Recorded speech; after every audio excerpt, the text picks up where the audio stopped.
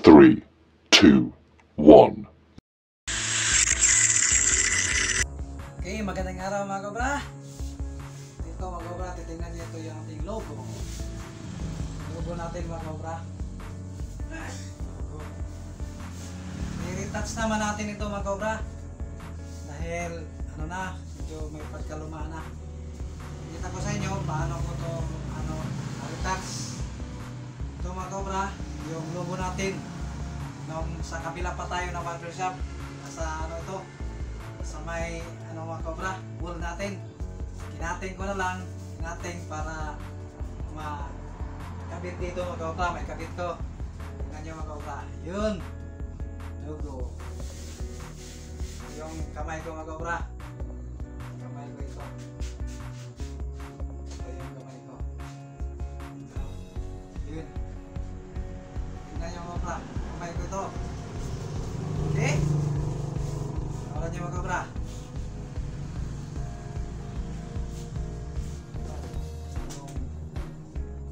Pinakaluma kong clipper ito mga kobra. Ito yung pinakaluma kong clipper.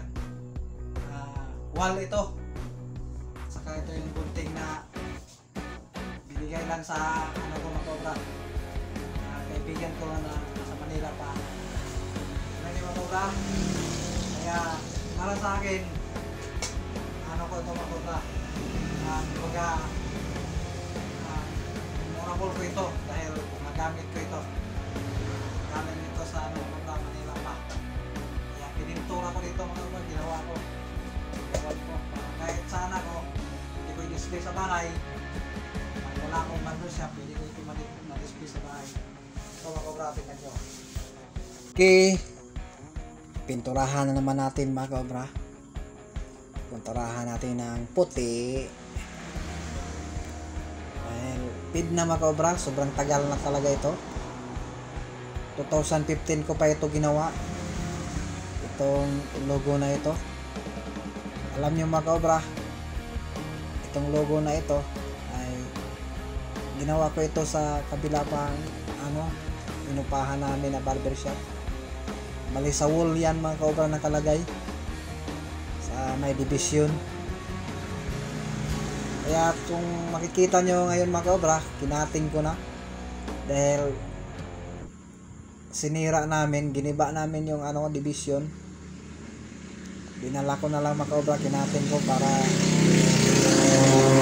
kahit sana ko pwede kong dalhin mga kobra at i-display sa bahay.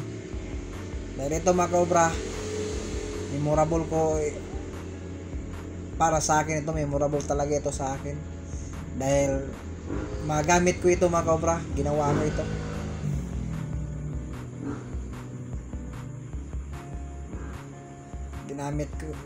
Kagamitan ko ito mga kobra.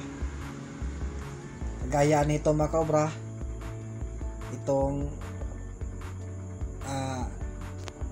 clipper saka gunting. Saka yung relo mga kobra, napakatagal na yan sa akin.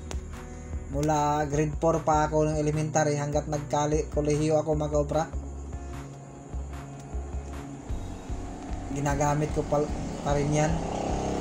Masira na lang yan mga kobra. Year 20 na mga kobra, 9 na 2009 masira. Kaya memorable talaga sa akin ito mga kobra, magamit na ginuhit ko. Pininting ko talaga ito mga kobra dahil gamit ko ito lahat. Kaya yung kung panoorin nyo yung mga kobra, relo na yan ay hindi ko makalimutan kahit saang anggulo. Kaya ginaguhit ko pa rin. Saka yung clipper na wall, saka yung gunting na galing pa ito lahat mga kaobra sa Maynila, ito magamit ko.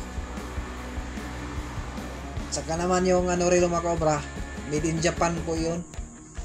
Rinigalo lang yan sa sa busing ng aking kapatid na hapon. Relo na yan. Sobrang tagal na mga kaobra, hindi talaga matagal talaga nasira. tumagal sa akin yun. Siguro umabot ng ano mga kaobra, 20 years sa akin yan. Ilan na yan mga kaobra. Ayun mga kaobra, tingnan nyo.